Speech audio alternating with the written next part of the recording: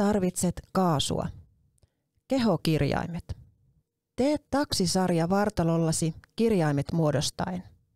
T on yhtä kuin jalat yhdessä, kädet vaakatasossa sivulla. A on yhtä kuin jalat haara-asennossa, kädet reisien vieressä. X on yhtä kuin jalat haara-asennossa, kädet ylhäällä yläviistossa. Ja I on yhtä kuin jalat yhdessä, kädet sivulla reisien vierellä. Toista nyt samaa sarjaa 5 kertaa pienillä hypähdyksillä kirjainta vaihtaen.